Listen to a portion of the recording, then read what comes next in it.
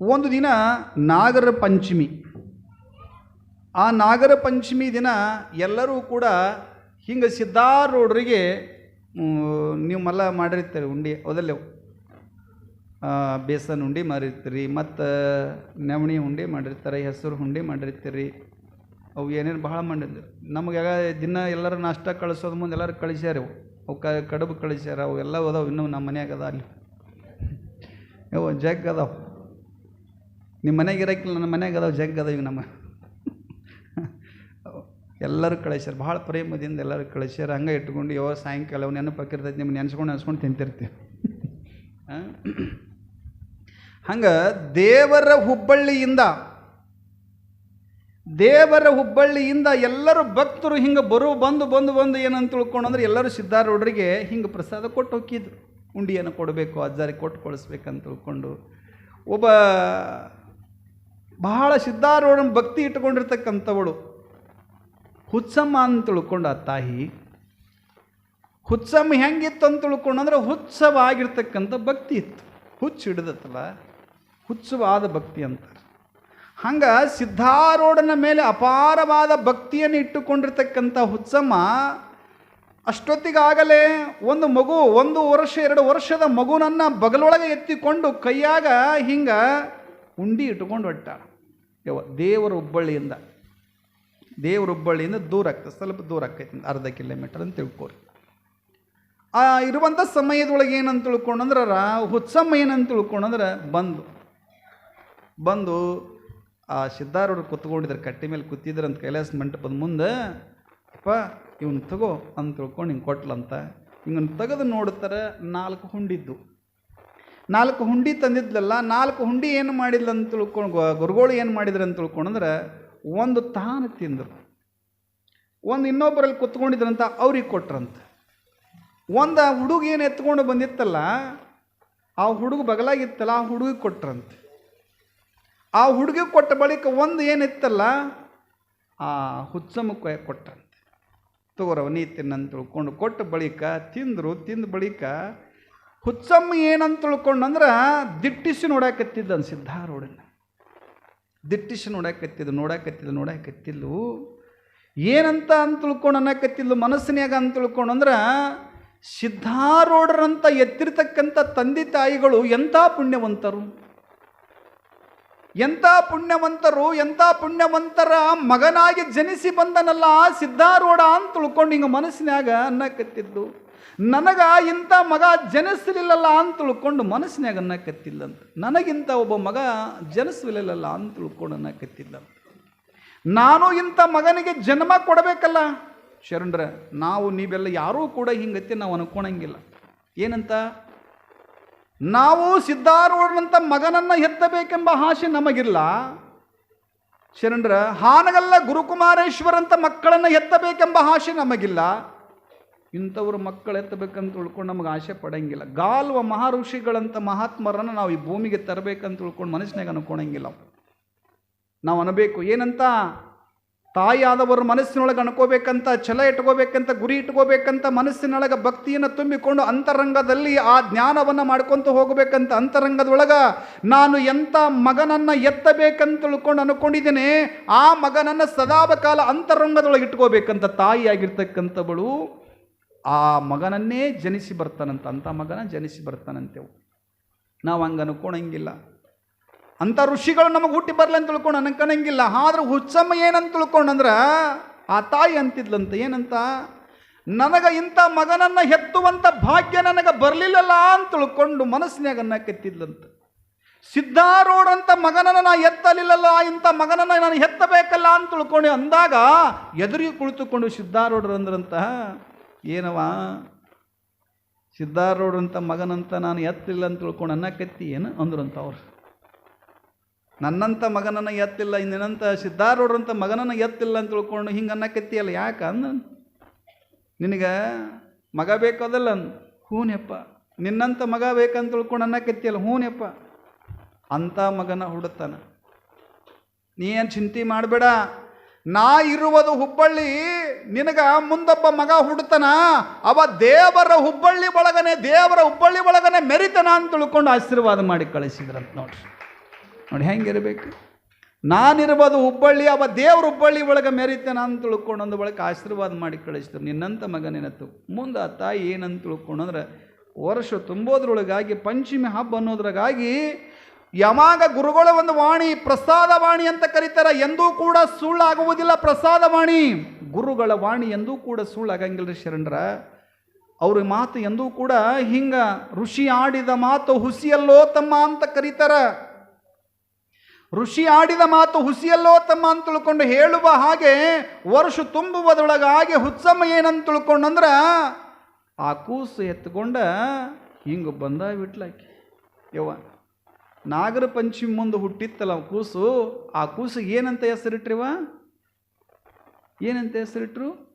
ನಾಗಪ್ಪ, ನಾಗಾನಂದ ಅಂತ ಹೆಸರಿಟ್ರು. ಆ ಸಮಯದೊಳಗೆ ಹುಟ್ಟ್ಯಾನಪ್ಪ ಅಂದ ಬಳಿಕ ಅವನಿಗೆ ನಾಗ ಅಂತ ತಿಳ್ಕೊಂಡು ಕರೆದ್ರು. ನಾಗಪ್ಪ, ನಾಗಾನಂದ ಅಂತ ಹಿಂಗೆ ಕರೆದ್ರು. ಕರೆದ ಬಳಿಕ ಕರ್ಕೊಂಡು ಬಂದು ಖುಷಿ ಪಡಾಕತ್ತಿದ್ಲು. ಯಪ್ಪ ನೀ ಹೇಳ್ದಂಗೆ ನಾವು ಮತ್ತೊಂದು ಗಂಡು ಮಗು ಹುಟ್ಟ್ಯದ ಅಂತ ತಿಳ್ಕೊಂಡೊಂದು ಬಳಿಕ ಗುರುವಿನ ಪಾದಕ್ಕೆ ಹಾಕಿ, ನೋಡುವ ಇವ ಮುಂದೊಂದು ದಿನ ದೊಡ್ಡ ಸನ್ಯಾಸಿ ಆಗ್ತಾನೆ, ಒಳ್ಳೆಯ ಸಾಧು ಆಗ್ತಾನ, ಈ ನಾಡನ್ನು ಬೆಳಗುವಂಥ ಒಬ್ಬ ಒಳ್ಳೆಯ ಸಾಧು ಆಗ್ತಾನ, ದೇವರ ಹುಬ್ಬಳ್ಳಿ ಒಳಗೆ ಮೆರಿತನವನೇ ಚಿಂತೆ ಮಾಡಬೇಡ ಅಂತ ತಿಳ್ಕೊಂಡಂದ್ರು. ಮಗು ಬೆಳೀತು. ನಾಗ ಬೆಳಿಲಿಕ್ಕತ್ತಿದ, ನಾಗಾನಂದ ಬೆಳಿಲಿಕ್ಕತ್ತಿದ. ಒಂದು ದಿನ ಹುಡುಗರ ಜೊತೆಗೆ ಆಟ ಆಡುವ ಸಮಯದೊಳಗೆ, ಆಟ ಆಡಕ್ಕೆ ಹೋಗಿದ್ದಂಥ, ಆಟ ಆಡುವ ಸಮಯದೊಳಗೆ ಒಂದು ಗಿಡಕ್ಕೆ ಘಟಸರ್ಪ ಒಂದು ಏನಂತ ತಿಳ್ಕೊಂಡ್ರೆ ಅವನು ಸುತ್ತ ಹಾಕೊಂಡ್ಬಿಟ್ಟಿತ್ತಂತ. ಗಿಡಕ್ಕೆ ಮತ್ತು ಅವನನ್ನು ಸುತ್ತ ಹಾಕೊಂಡು ಅವ್ನ ತಲೆ ಮ್ಯಾಗ ಎಡಿ ಎತ್ತಿ ನಿಂತ್ಕೊಂಡ್ಬಿಟ್ಟಿತ್ತಂತ. ಹುಡುಗರು ಆಟ ಆಡುವುದನ್ನು ಬಿಟ್ಟು ಓಡಿ ಓಡಿ ಓಡಿ ಬಂದು ಹುಚ್ಚಮ್ಮಗೆ ಹೇಳಕತ್ತಿದ್ರಂತ. ಯವ್ವ ಹಿಂಗ ನಾಗಾನಂದಗ ಹಿಂಗಾಗೈತೆ ಅಂತ ತಿಳ್ಕೊಂಡು, ಹಿಂಗಾಗೈತೆ ಹಾವು ಸುತ್ತಕೊಂಡು ತಲೆ ಮ್ಯಾಗ ಎಡಿ ಎತ್ತಿ ಹಾಡಾಕತ್ತದ ಅಂತ ತಿಳ್ಕೊಂಡಂದ ಬಳಿಕ ತಾಯಿ ಹಿಂಗೆ ಬಂದು ನೋಡುವುದ್ರೊಳಗೆ ಚಿಟ್ಟನ ಚೀರ್ತಾಳೆ. ಅಯ್ಯೋ ನನ್ನ ಮಗ ಉಳಿಯಂಗಿಲ್ಲ, ಅಯ್ಯೋ ನನ್ನ ಮಗ ಸಾಯ್ತಾನ, ಅಯ್ಯೋ ನನ್ನ ಮಗ ಉಳಿಯಂಗಿಲ್ಲ ಸಾಯ್ತಾನ ಅಂತ ತಿಳ್ಕೊಂಡು, ಯಾರಾದ್ರೂ ಬರ್ರಿ ಅಂತ ತಿಳ್ಕೊಂಡು, ಕಾಪಾಡಿ ಅಂತ ತಿಳ್ಕೊಂಡು ಎಲ್ಲ ಚಿಟ್ಟು ಚೀರಾಕತ್ತಿಲ್ದು. ಚೀರುವುದರೊಳಗಾಗಿ ಆ ಮೇಲೆ ಏನು ಹಾಡಾಕತ್ತಿತ್ತಲ್ಲ ಹಾವು ಕೆಳಗಿಳಿದು ಓದ್ತೇವ. ಇಳಿದದ್ದು ಹೋಗಿದ್ದ ಮಗನನ್ನು ಅಪ್ಪಿಕೊಂಡ್ಲು. ಅಪ್ಪ ಏನಾಗಿಲ್ಲೋದಲ್ಲ, ನನಗೇನಾಗ್ಬೇಕವ ಅಂದವ. ನನಗೇನಾಗ್ಬೇಕಂತ ತಿಳ್ಕೊಂಡಂದ ಬಳಿಕ ಸಿದ್ಧಾರೂಢರ ಹತ್ರ ಕರ್ಕೊಂಡು ಬಂದು ಬಿಟ್ಟರು. ಯಪ್ಪ ಹಿಂಗಾಗಿತ್ತು ಅಂತ ತಿಳ್ಕೊಂಡಂದ ಬಳಿಕ ಅವಾಗ ಅವರು ಸಿದ್ಧಾರೂಢರು ಅಂದ್ರಂತ, ಇವ ದೇವರ ಹುಬ್ಬಳ್ಳಿ ಬರೇ ನಾಗಾನಂದ ಅಲ್ಲ, ದೇವರ ಹುಬ್ಬಳ್ಳಿ ಇರ್ತಕ್ಕಂಥ ನಾಗಭೂಷಣ ಮಹಾಸ್ವಾಮಿಗಳಂತ ತಿಳ್ಕೊಂಡು ಕರೆದ್ರು ಅವ್ರು. ಮತ್ತೆ ಅವತ್ತಿನಿಂದ ಸಿದ್ಧಾರೂಢರ ಮಠದಾಗ ಸೇವೆ ಮಾಡೋಕ್ಕಿದ್ದ. ಶಾಲಿಗಂತೂ ಹೋಗಲಿಲ್ಲ, ಶಾಲೆ ಕಲೀಲಿಲ್ಲ. ಸಿದ್ಧಾರೂಢರ ಮಠದಾಗ ಸೇವೆ ಮಾಡ್ಕೊತಾನೆ, ಅವ್ರ ಕಡೆಯಿಂದ ದೀಕ್ಷೆ ತೊಗೊತಾನೆ, ಉಪದೇಶ ತೊಗೊತಾನೆ, ಅಲ್ಲೇ ಶಾಸ್ತ್ರ ಪುರಾಣ ಕೇಳ್ತಾನೆ. ಕೇಳೋ ಮುಂದೆ ಏನಾಯ್ತು ಅಂತ ತಿಳ್ಕೊಂಡಂದ್ರೆ, ಒಂದು ದಿನ ರೋಣಕ್ಕೆ ಭಿಕ್ಷೆ ಬಿಡಕ್ಕೆ ಬರ್ತಿದ್ರು. ಜಾತ್ರೆ ಸಲುವಾಗಿ ಅಲ್ಲಲ್ಲೆಲ್ಲೆಲ್ಲ ಭಿಕ್ಷೆ ಬಿಡಕ್ಕೆ ಹೋಗಿದ್ರಂತ. ಅಕ್ಕಲಕೋಟಿ ಶರಣಪ್ಪನವರು, ಆಮೇಲೆ ಈ ಕಡೆ ಒಂದಿಷ್ಟು ಇವರು ನಾಗಭೂಷಣ ಸ್ವಾಮಿಗಳು ಅವರೆಲ್ಲರೂ ಹೋಗಿದ್ರಂತೆ. ರೋಣಕ್ಕೆ ಏನಂತ ತಿಳ್ಕೊಂಡ್ರೆ, ಅವತ್ತು ಬ್ರಿಟಿಷರು ಇರುವಂಥ ಸಮಯದೊಳಗೆ, ಬ್ರಿಟಿಷರು ಆಳುವಂಥ ಸಮಯ, ಆ ಸಮಯದಲ್ಲಿ ಅವಾಗ ಏನಂದ್ರೆ ಭಿಕ್ಷೆ ಬೇಡಕ್ಕೆ ರೋಣಕ್ಕೆ ಬಂದ್ರಂತ. ಬಂದಾಗ ಅವ್ರು ಏನು ಮಾಡಿದ್ರು, ನಾಗಭೂಷಣರು ಜೋಳ ಕೊಡ್ತಿದ್ರು ಅವ್ರಿಗೆಲ್ಲರಿಗೆ. ಹಿಂಗೆ ಅಂತ ತಿಳ್ಕೊಂಡು ಜೋಳ 1 ಚೀಲ 2 ಚೀಲ ಜೋಳ ಕೊಡ್ತಿದ್ರು. ಜೋಳ ತೊಗೊಂಡು ಇದು ಮಾಡಿಕೊಂಡು ಇಲ್ಲ ಬಂಡಿ ಇಲ್ಲ ಲಾರಿ ತೊಗೊಂಡು ಹೋಗಿ ಮಠಕ್ಕೆ ತೊಗೊಂಡು ಹೋಗಿದ್ರು. ಅವ್ರು ಮಳ್ಳೆ ವರ್ಷ ಬಂದರು. ಮಳ್ಳೆ ವರ್ಷ ಬಂದಾಗ ಏನಂತ ತಿಳ್ಕೊಂಡು ಒಂದು ಮಾತಂದರು, ನೋಡ್ರಪ್ಪ ಯಾರು 1 ಚೀಲ ಜೋಳ ಕೊಡ್ತೀರ ಅವ್ರಿಗೆ ಗಂಡು ಮಗು ಆಕತ್ತೆ ಅಂದ್ಬಿಟ್ರು ಅವ್ರು. ಯಾರು 1 ಚೀಲ ಜೋಳ ಕೊಡ್ತೀರಿ ಗಂಡು ಮಗು ಆಗುತ್ತಾ ಅಂತ ತಿಳ್ಕೊಂಡಂದು ಬಳಿಕ ಆ ಊರೊಳಗೆ ಆಗರ್ಭ ಶ್ರೀಮಂತರಾಗಿರ್ತಕ್ಕಂಥ ಹೆಣ್ಮಗಳು 10-12 ವರ್ಷ ಆಗಿತ್ತು, ಮಕ್ಕಳಾಗಿರಲಿಲ್ಲ. ಹಿಂಗೆ ಹೇಳ್ಯಾರ ಅಂತ ತಿಳ್ಕೊಂಡಂದ ಬಳಿಕ ಆ ಕ್ಷಣವೇ ಆ ಹೆಣ್ಮಗಳಂತಾಳ, ಯಪ್ಪ ನಾನು 1 ಚೀಲ ಜೋಳ ಕೊಡ್ತೀನಿ ಅಂತ ತಿಳ್ಕೊಂಡಂದು. ಆಯ್ತವ ನೀನು ಗಂಡು ಮಗ ಹಾಕೈತೆ ಅಂತ ತಿಳ್ಕೊಂಡಂದು ಹೇಳೋಗ್ಬಿಟ್ರು ಅವ್ರು. ಸುಮ್ಮನೆ ಅವ್ರು ಅನ್ಬೇಕಂತ ಅಂದಾರ, ಹಿಂಗಂದ್ರೆ ಜೋಳ ಕೊಡ್ತಾರೆ ಅಂತ ತಿಳ್ಕೊಂಡು ಅನ್ಬೇಕಂತ ಅಂದ್ಬಿಟ್ಟು.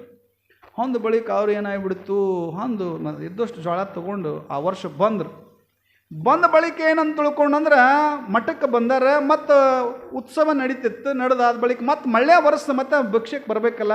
ಭಿಕ್ಷೆಗೆ ಹೋಗೋ ಹೊತ್ನ್ಯಾಗ ಅವ್ರಿಗೆ ಅನುಮಾನ ಬಂತು, ನಾನು ಅಲ್ಲಿ ದೊಡ್ಡ ಶ್ರೀಮಂತ ಹೆಣ್ಮಗಳಿಗೆ ಮಕ್ಕಳಾಗಲಿ ಅಂತ ಹೇಳಿ ಬಂದ್ಬಿಟ್ಟೀನಿ, ಮತ್ತೇನಾರು ಹೆಚ್ಚು ಕಡಿಮೆ ಆದ್ರೆ ನಾನು ಬಿಡಗಲ್ಲ ಅವ್ರು ಹೆಂಗೆ ಮಾಡ್ಬೇಕಂತ ತಿಳ್ಕೊಂಡು ಹಿಂಗಂತ ತಿಳ್ಕೊಂಡು ಒಂದು ಮೊಲೆ ಕೂತ್ಕೊಂಡು ಚಿಂತೆ ಮಾಡಾಕತ್ತಿದ. ಹೆಂಗೆ ಮಾಡಲಿ, ನಾವು ಒಗ್ಗಳ್ರಿ ಅಂದವು. ಸಿದ್ಧಾರೂಢರಿಗೆ ಹೇಳಿದ, ಅಪ್ಪರ ನಾ ಆ ಕಡೆ ಹೋಗಂಗಿಲ್ಲ, ರೋಣ ಕಡೆ ಹೋಗಂಗಿಲ್ಲ, ನಾ ಬೇರೆ ಕಡೆ ಹೋಗ್ತೀನಿ ಅಂದವ. ನಾ ಬೇರೆ ಕಡೆ ಹೋಗ್ತೀನಿ. ಅವಾಗ ಅವ್ರು ಅಂದ್ರೆ ಸಿದ್ಧಾರೂಢ, ನೀ ಅಲ್ಲಿಗೆ ಹೋಗ್ಬೇಕು, ನೀ ರೋಣಕ್ಕೆ ಹೋಗ್ಬೇಕು ನೀನಂತ ತಿಳ್ಕೊಂಡ ಬಳಿಕ ಗುರುಗಳ ಅಪ್ಪಣೆ ಆಗ್ಯದ, ಮತ್ತು ಏನು ಮಾಡೋಕ್ಕಾಗಂಗಿಲ್ಲ, ಏನಾದ್ರೆ ಯಾಕಾಗಲ್ಲ ಸಿದ್ಧಾರೂಢ, ನೀನ ಕಾಯಪ್ಪ ಅಂತ ತಿಳ್ಕೊಂಡು ಅನ್ಕೊಂಡು ಬಸ್ ಹತ್ಕೊಂಡು ಹೋಗಿ ಹಿಂಗೆ ಇಳಿದ. ಹಿಂಗೆ ಇಳಿಯೋದಕ್ಕೆ ಏನಂತ ತಿಳ್ಕೊಂಡಂದ್ರೆ ಹೆಣ್ಮಗಳು ಹಿಂಗೆ ನಾಗಭೂಷಣ ಸ್ವಾಮಿಗಳು ಹಿಂಗೆ ಬಂದಾರ ಅಂತ ಸುದ್ದಿ ಕೇಳಿದ ಬಳಿಕ ಓಡಿ ಓಡಿ ಓಡಿ ಬಂದಕ್ಕೆ ನಾಗಭೂಷಣ ಸ್ವಾಮಿಗಳ ಪಾದವನ್ನು ಗಟ್ಟಿಯಾಗಿ ಹಿಡ್ಕೊಳ್ಳಂತ. ಯಪ್ಪ ನೀ ಹೇಳಿದಂಗ ನನಗೇನಂತ ತಿಳ್ಕೊಂಡಂದ್ರ ಒಂದು ಚೀಲ ಜ್ವಾಳ ಕೊಟ್ಟರೆ ಗಂಡು ಮಗು ಆಗತ್ತ ಅಂತ ತಿಳ್ಕೊಂಡಿದ್ದಿಲ್ಲಪ್ಪ, ನನಗೆ ನೀ ಹೇಳಿದಂಗ ನನಗೆ ಗಂಡು ಮಗು ಆಗೈತೆಪ್ಪ ಅಂತ ತಿಳ್ಕೊಂಡಂದು. ಯಪ್ಪ ನೀ ಒಂದು ಚೀಲ ಅಲ್ಲ, ನೀ ಬರ್ತಿ ಅಂತ ತಿಳ್ಕೊಂಡು ನಾನು 100 ಚೀಲ ತೆಗೆದಿಟ್ಟಿನಪ್ಪ, ನೀ 100 ಚೀಲ ಜ್ವಾಳ ತಗೊಂಡು ಹೋಗಂದಂತ ಆಕೆ. ಅವ ಅಂದ, ಏನಪ್ಪ ನಾ ಅನ್ಬೇಕಂತ ಸುಮ್ಮನೆ ಅಂದಿದ್ದೆ. ಅಂದು ಏನು ಮಾಡಿದ, ಒಂದು ಕೋಣ್ಯಾಗ ಕುತ್ಕೊಂಡು ಒಳಕತ್ತಿದ್ದ. ಏನಪ್ಪ ಸಿದ್ದಪ್ಪ ನಾನು ಅನ್ಬಾರ್ದಂತ ತಿಳ್ಕೊಂಡು ಸುಮ್ಮನೆ ಅನ್ಬೇಕಂತ ಅಂದಿದ್ದೆ, ಎಂತಾತು ನೋ ಸಿದ್ಧಾರೂಢ ನೀನು ಅಂತ ತಿಳ್ಕೊಂಡು ಒಳಕತ್ತಿದ್ದಂತ. ಒಂದು ಕೋಣ್ಯಾಗ ಕುತ್ಕೊಂಡು ಹಿಂಗಾತಲ್ಲ ಅಂತ ತಿಳ್ಕೊಂಡು ಅಂದು ಜ್ವಾಳ ಆ ವರ್ಷ 300 ಚೀಲ ಜ್ವಾಳ ಕಲ್ತು ಅಂತ್ರಿ ರೋಣದಾಗ. 300 ಚೀಲ ಜ್ವಾಳ ತಗೊಂಡು ಎರ್ಕೊಂಡು ಹೊರಟರು. ಹೋದ ಬಳಿಕ ಅವಾಗಪ್ಪ ಹಿಂಗೆ ತಂದೀನಿ ಅಂತ ತಿಳ್ಕೊಂಡಂದ ಬಳಿಕ ಸಿದ್ಧಾರೂಢರಂದಂತ, ಯಾಕಪ್ಪ ನಾಗಭೂಷಣ ನೀ ಏನು ಕೋಣ್ಯಾಗ ಕುತ್ಕೊಂಡು ಯಾಕೆ ಅಳಕತ್ತಿದ್ದಿ ಅಂದ್ರಂತ. ಅವ್ರು ಅದರ ಹುಬ್ಬಳ್ಳಿಯಾಗ, ಅವ ಅದರ ರೋಣದಾಗ. ಯವ್ವ ನೋಡಿ ಹೆಂಗಿರ್ಬೇಕು, ಯಾಕೆ ಅಳಕತ್ತಿದ್ದೆಪ್ಪ ಹಳವಾರ, ಯಾಕೆ ಅಳಕತ್ತಿದ್ದಿ, ಇಲ್ಲಪ್ಪ ಹಿಂಗೆ ಹಿಂಗಾಗಿತ್ತು. ಯಾಕೋ ಭಗವಂತ ಇರ್ಬೇಕಾದ್ರೆ ಸಿದ್ಧಾರೂಢ ಇರ್ಬೇಕಾದ್ರೆ ಯಾಕೆ ಚಿಂತೆ ಮಾಡ್ತಿದ್ದಿ, ಎದಕ್ಕೆ ಚಿಂತೆ ಮಾಡಕ್ಕೆ ಹೇಳ್ತಿದ್ದಿ, ಹಳವಾಡಿ ಅದಕ್ಕೆ ಅಳಕತ್ತಿದ್ದಿ ಅಂತ ತಿಳ್ಕೊಂಡಂತ. ಹತ್ತದ್ದು ಅವ್ರಿಗೆ ಗೊತ್ತಾಗ್ತದೆ ನೋಡಿ ಸಿದ್ಧಾರೂಢರಿಗೆ ಹೆಂಗಿರ್ಬೇಕು. ಅದಕ್ಕೆ ಸಿದ್ಧಾರೂಢರು ನಾಗಭೂಷಣ ಸ್ವಾಮಿಗಳು ಹೆಂಗೆ ತಿಳ್ಕೊಂಡಂದ್ರೆ ಪರಮ ಶಿಷ್ಯನಾಗಿ ಅಂತ ತಿಳ್ಕೊಂಡು ಕರೀತಾರೆ. ಆ ಪರಮ ಶಿಷ್ಯನಾಗಿ ಹೇಗಿರ್ತಾನೆ ಅನ್ನೋದನ್ನು ನಾಳೆ ದಿವಸ